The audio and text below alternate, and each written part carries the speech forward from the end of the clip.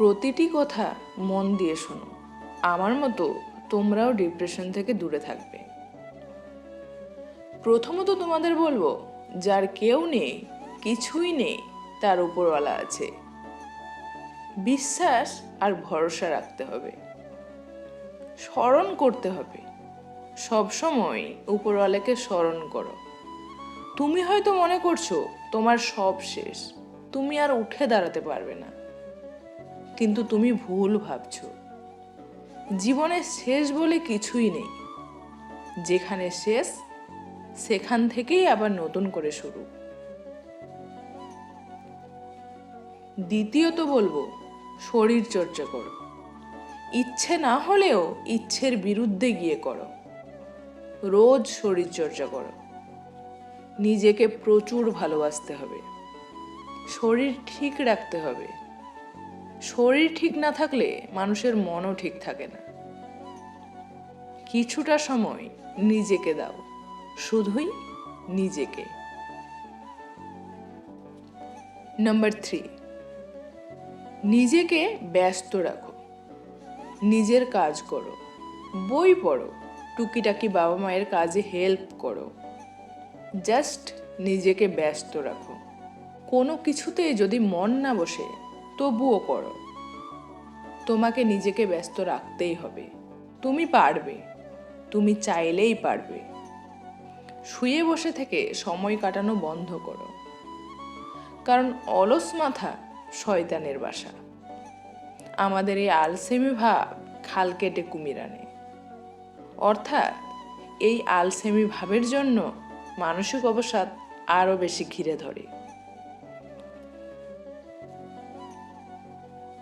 Number 4, ঘরে ঢুকে থেকো না।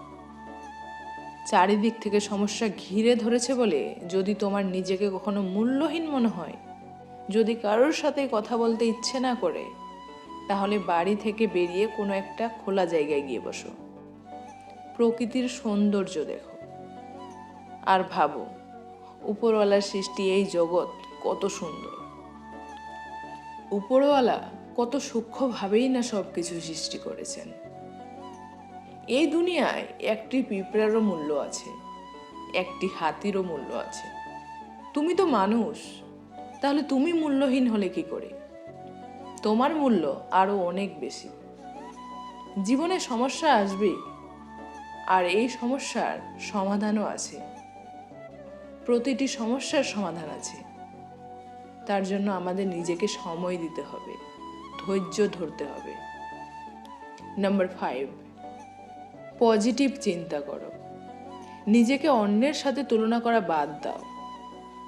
পজিটিভ চিন্তা শান্তির কারণ, নেগেটিভ চিন্তা ক্ষতির কারণ। নেগেটিভ চিন্তাভাবনা ডিপ্রেশনকে আরো চরম পর্যায়ে নিয়ে যায়। ডিপ্রেশনে ভুগলে নেগেটিভ চিন্তা আসবেই, কিন্তু এই নেগেটিভ চিন্তাকে দূরে সরিয়ে রাখার দায়িত্ব আমাদের। ডিপ্রেশনে ভুগতে থাকলে মানুষের মনে বিভিন্ন রকম চিন্তা ভাবনা ঘুরপাক খেতে থাকে। যেমন,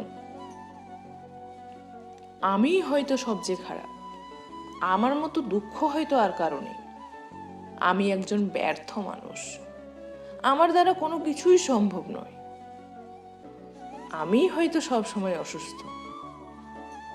এ ধরনের চিন্তাগুলো সুস্থ হওয়ার পথে সবচেয়ে বড় বাধা হয়ে দাঁড়ায়। তাই এই নেগেটিভ চিন্তাগুলোকে মন থেকে দূরে সরিয়ে পজিটিভ চিন্তা করার চেষ্টা করতে হবে।